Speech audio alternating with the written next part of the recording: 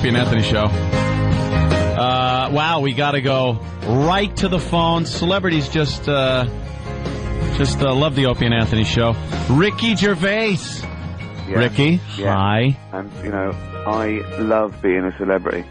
Well, you are one. Yeah, that's right. Now movies and everything? Hey, Ricky, how much is why would Jimmy's mic be on? Who's that shouting without their microphone turned up? Jimmy Norton. Jim Norton, you might remember me. We've met a couple. If you saw my face, you'd remember me. I was talking to you with Louis C.K. Yeah, I know who you are. I remember your face. How could I forget that face? Okay. It's like, yes, I know who you are. Oh, I didn't know. I've already passed it on to a surgeon I know. If you forget what his face looks like, just look at your knee. That's Bob Kelly. You might remember him if you saw the cutting room floor of Ghost Town or Dane Cook's movie. Our movie is going to be big. I'm excited about our movie, Ricky. Our movie. We've had lovely reviews, haven't we? Yeah. Getting really great reviews, Almost man. 80% on Rotten Tomatoes so far, which is phenomenal. That's great. That's brilliant. I like being 80%. You were hilarious on Conan the other night, too, making him bend down on his knees, taking photos of him on his own show. I can't believe he did it. Twice. You made him do it twice. A grown man in a suit. He's about 6'6". He doesn't need to do it. He spent a long time on his hair. The last thing he wants to do is crawl around a carpet. He's got that Bob's Big Boy hair. I know, it's good. It's got a hell of a bounce to it. Yeah. Hey, how much, and Extras was another great thing you did, and how much, Andy Millman, is it for real when you start hitting big? Like, you kind of starting out like, ugh, and then all of a sudden you're just rocketing into fame. Is there any of the truth in that? I'm leaving town. Now the reviews are good, I'm leaving town. I've actually got to go to the Emmys. I'm leaving today to get ready for the Emmys. I'm handing out an Emmy, and obviously I'm going to lose about 7. I'm going to have my name not called about 7 times. Oh no! On Sunday. What are you nominated for, sir? I think director, writer, actor, producer. What are you, Jewish? Greedy. Some are for Extras and some are for the American Office. But I'm going to also they've put me in the film category, which is a nice promotion.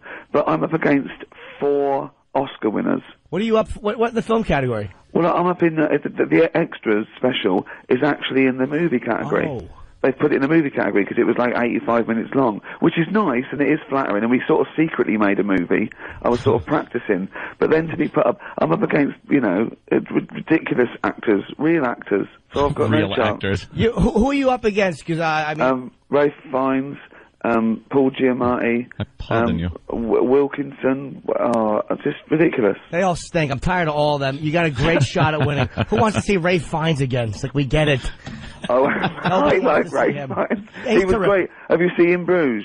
It's brilliant. No, but I'm just kind of being partisan because I like you so much. Well, yeah. Well, I still want me to win more than them. As much as I like them, if I'm pitted against someone, then I want me to win. For example, even if I like you guys, but if we were in maybe a gladiator arena, right, and it was a battle to the death, I'd have to try my hardest. You'd have to kill us. Are you going to try to look gracious when you lose? Are you going to clap and smile like, oh, I'm glad he won? No, are we in the gladiator arena now, or just the Emmys? Ricky, please. If you lose one, the first one you lose, please on camera just mouth the words to someone. He sucks. How did he win? He sucks. Because they'll go to you every time. I know. You've got to pretend, but you've got to choice. You either can clap and really pretend that you want them to win, which is ridiculous. Yeah. Right, that's ridiculous. You can sort of clap and sort of smile, and that's good, okay. Or you sort of whisper to the person next to you, just for something to do. Yeah, yeah. Like you're just getting on with your life. And then everyone's speculating, what's he whispering? I bet he's, pissed. Yeah, I like it when they really are surprised. I always assume that if you're there at the awards show, and you're nominated, you want to win. So you're not clapping and happy that somebody else won. Of course you want to win. Yeah. Of course you do. I mean, I actually do go to award shows more than I do other things like this because it would be a slap in the face not to.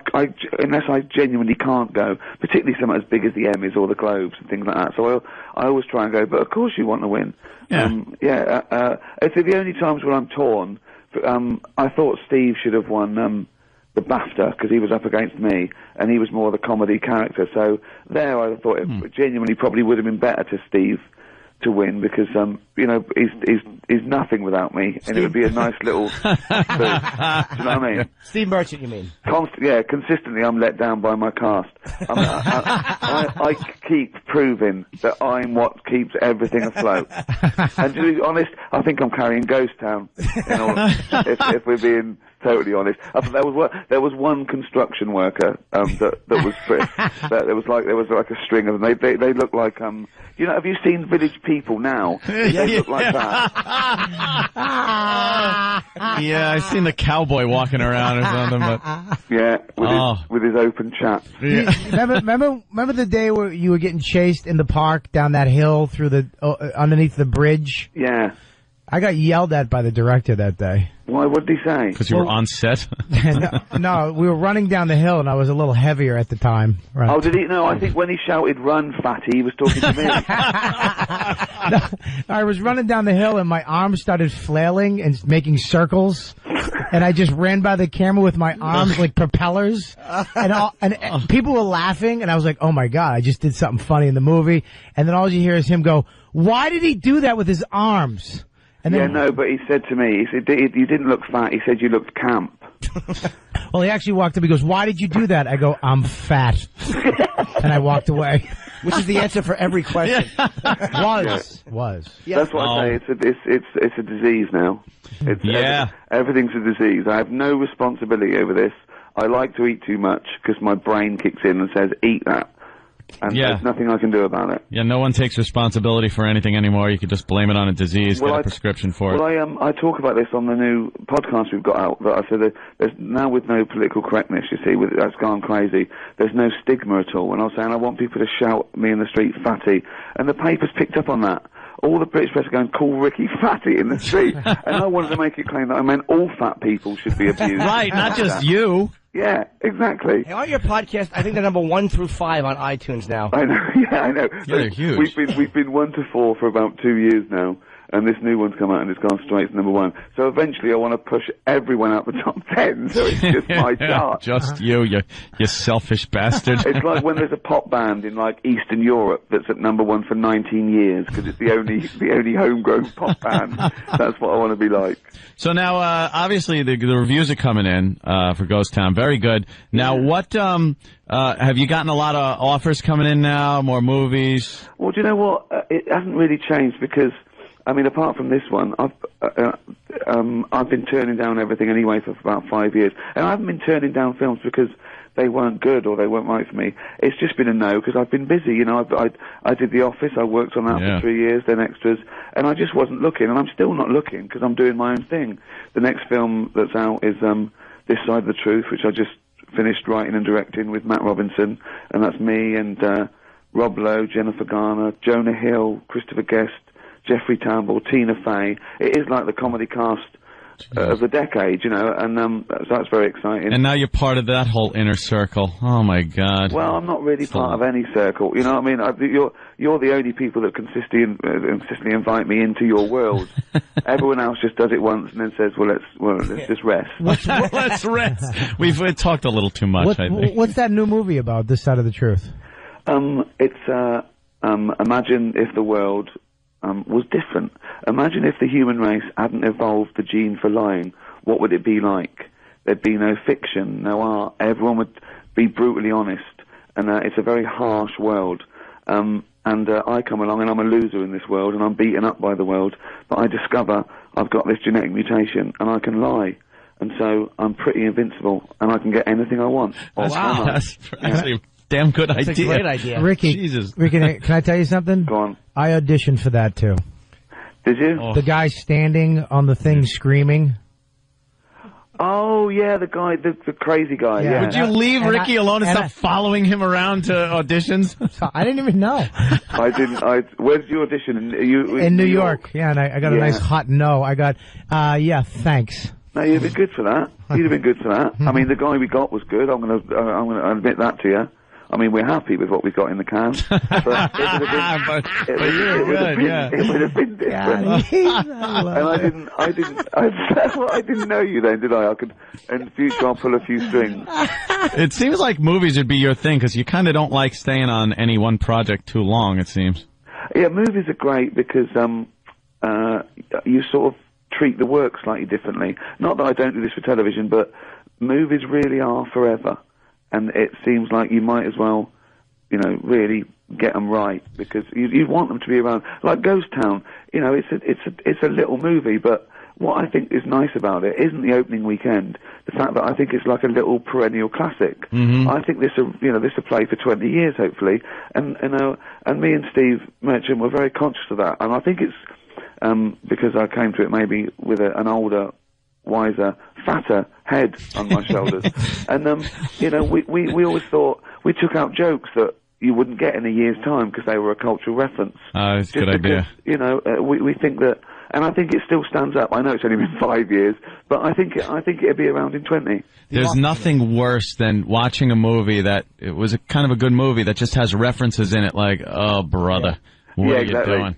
A Big Brother winners reference. People go, well, who's that? It was Craig. I don't remember Craig. You have this great knack for, like, you really are the quintessential not greedy with comedy. Like, you did 12 episodes of The Office.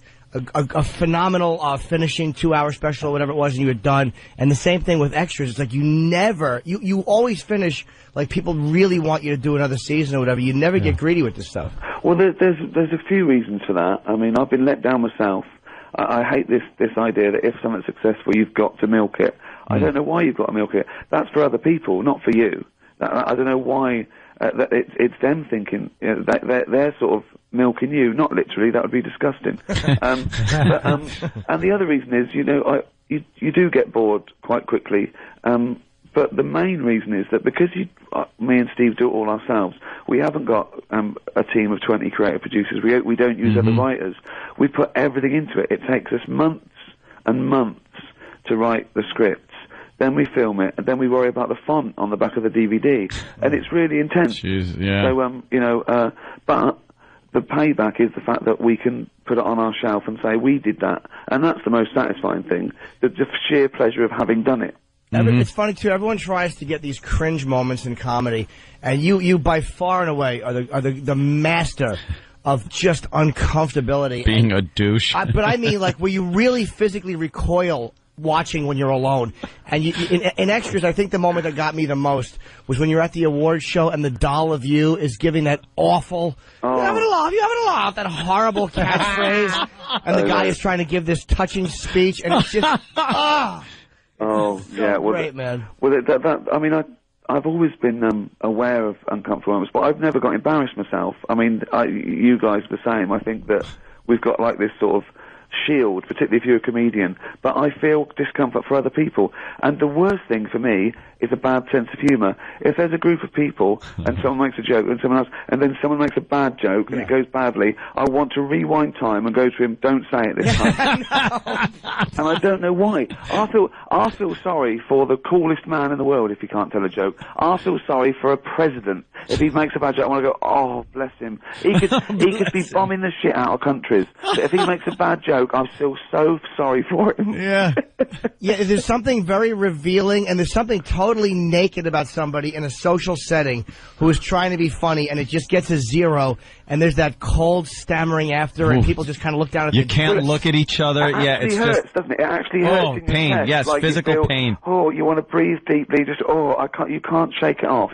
Embarrassment. I mean, it's just the worst. He just reached out for love, and everyone in the group went, "No, we're rejecting you." It's a very personal thing. Yeah. And I was at this dinner party once with we only knew sort of one set of friends, and they were all their friends, and they were quite sort of like ranging from sort of like the posh and middle class and up to sort of like 70-year-olds, and we were telling jokes, and we got onto like sicker jokes, and I told one particularly, I won't tell it now, I can't, it's really sick, and then at the dinner they said, "Oh, tell that joke," and I went, my God. I went, no, and they went, "Oh, go on, it'll be all right." And I looked around, and I thought, well, okay, it must be really cool.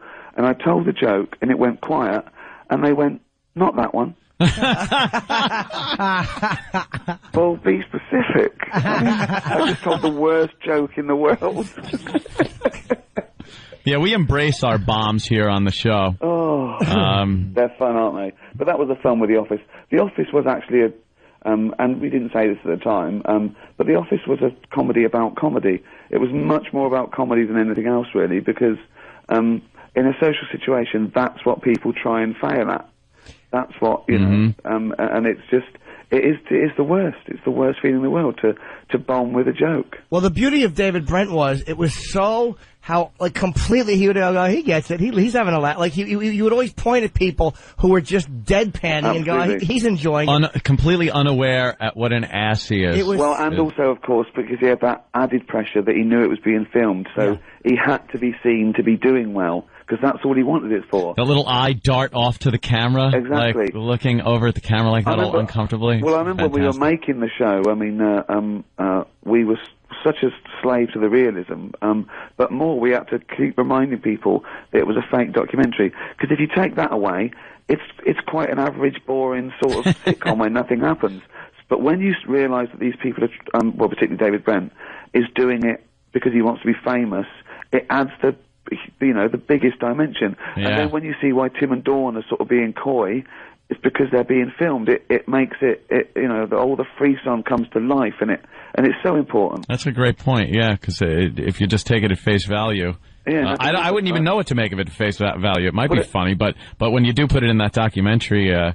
kind of atmosphere, yeah. I think it would be depressing, more depressing than that, because it would just be people that there's no reason why they're with horrible jobs and a horrible boss. I know, exactly. And the way David Brent would sell himself, the beauty of it was in those moments where you're talking to the camera, and just the things like, I want to be, if they say, hey, he's a great boss, well, sue me. Just these little things you'd say about yourself. It's like, God, what an ass. I know. Well, a couple of people say, is it based on anyone? And it's sort of a Frankenstein of people I've met. But one of the, the opening scene where I'm saying to that forklift driver, I don't give bad jobs if a guy comes to me and I make the phone call. That actually happened to me when I was about 18. I went along to one of those temp agencies to get to be placed for like weeks in factories and stuff before I went to college. And he gave me that speech, and he called up the guy and he goes, of course they're over 21, and sort of winked at us like we were sort of meant to be happy that he was lying to a friend. This is meant to ingratiate it. So they're all sort of out of experiences, but I think the more real something is, even if you just do it on a subliminal level, the more payback you get. And I just think people identify with it more. I think that's great when you can remember one moment of someone being a complete ass from years ago in your life. Yeah, I suppose I've always been a sort of, people watcher, and it sort of goes in, yeah. Well, you get the same reaction from, like, people who are watching your work that people get in real life when they do that thing. And I think that's the hardest part to translate. Is, like, you can make me uncomfortable while I'm alone watching it, which is really hard to do. Well, the only time apart from Curb Your Enthusiasm, which I get that with, I sometimes have to turn away, because it's just too much. Where it's slightly different with him, because he's sort of, like, defiantly like that. And like David Brent, who had the blind spot, the Larry David character in the show is one of those people that just won't back down, which is funny. But the times I get it, apart from social situations, is the reality game shows. Two people flirting on a reality game show honestly makes me want to cut my own head off. There is nothing worse. When they think they can't be heard, and he's sort of like doing these lines, oh my God. There's just nothing more about, and someone singing a song. You get these people going to Big Brother or what, and they want to be a pop star, so they sort of like singing songs all the time as well as they can. And you want to go, it's so cringy, isn't it? I love the fact that you probably induce more cringe than anybody, yet it bothers you so much when you actually see it for yourself. Because mine is fictional. This is what we do. We create these superheroes and villains so no one really gets hurt. Whereas these people are real. They're really doing it. It is true, though. I hate when you're walking through New York and see some dude just singing like some Broadway song because he's an actor and he wants people to know that he sings. Ugh. I quite feel sorry for those actors that are dressed as teddy bears giving out leaflets, though, because they wanted to be playing Chekhov at the National, but someone going in there. No, we were just talking to Michael Chiklis, and he did the whole stint as a waiter. That's kind of the stereotypical what does an actor do before he makes it thing. I think that's better, though. Yeah? I think it's better to work in a bar or be a waiter than than do a dress up. Yeah. You know, I just thought, God. Just try to get your 15 minutes and hope it lasts longer. Because everyone's got a mobile phone with a video, and it'll be on YouTube. When you're the biggest star in the world, you'll get on YouTube and you'll be clucking around like a chicken, handing out leaflets. Dressed like a piece of gum hanging out Wrigley's. You're right. It's true. There's a great moment too in Extras that I love so much. It's like it's such an honest way of capturing. Like Andy Millman's an extra, and then he starts to hit big. Getting his own sitcom. Yeah. And in season 2. And you go to this little bar, and your fans are annoying you. So then you go to this fancy place where they put you in the special VIP area, and they boot you out. Yeah. Oh God, who was it that showed up? The singer. Oh my God, David Bowie. David Bowie. Yeah. Well, that happened to me. My girlfriend was a producer on a big English soap opera called EastEnders. You know.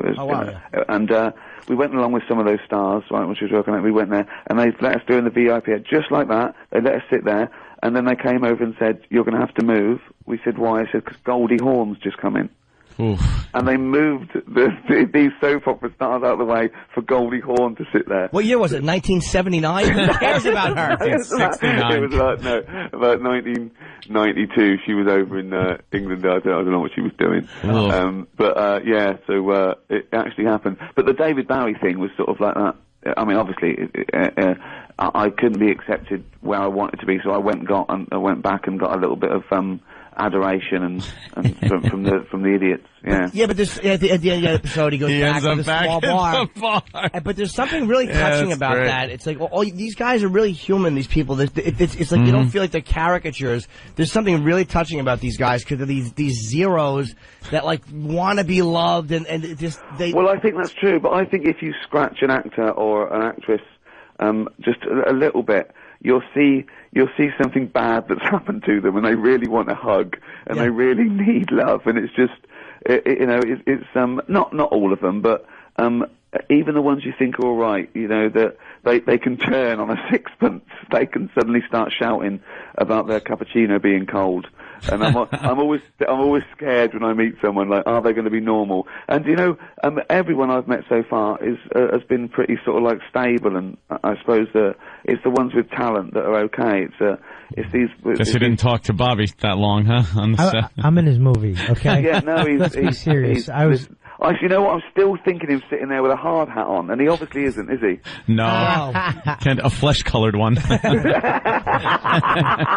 was actually at the cellar with Louis, and I took a nice hot bombing. I really wanted to do well in front of Ricky. You didn't bomb. Why did you think you bombed? I heard both of you giggling when I wasn't talking. Why do you think you bombed? No. There's a reason for that, because Louis said to me he forgot to mention his therapist, and I sort of laughed because of Louis pointing out where you'd gone wrong. You were doing the thing. Where I've gone wrong. Yeah, I thought that was what I was laughing at. I thought that I was laughing at the audacity of Louis during a set to lean over to me and go, he forgot to mention his therapist. Where you were doing a bit about, I think, and that's what I laughed at. We weren't sitting there laughing, going, look at the fat bald guy without a crash helmet on, dying. Yeah. Ricky, we got to kind of cut it short and get out of here. Yeah, we got to go to the XM side and curse. Thank you very much. Hold on, Ghost Town is out. It does come out today. Yeah. But mention it every day for a week. We need to stay around in cinemas. We're only in about 7. We'll do that. We have been talking We're your about pal. He was kidding, Jimmy. No, I know. I realized that as I committed to start saying, and then I'm like, do I want to be the idiot that didn't get it, or do I want to act like I'm really professional? Yeah, multi-million-dollar movie, 7 theaters. Yes. Yeah. 2 in Jersey. Or multi-million, not multi-million. You're a melty talented guy. Thank you. Bob, you idiot.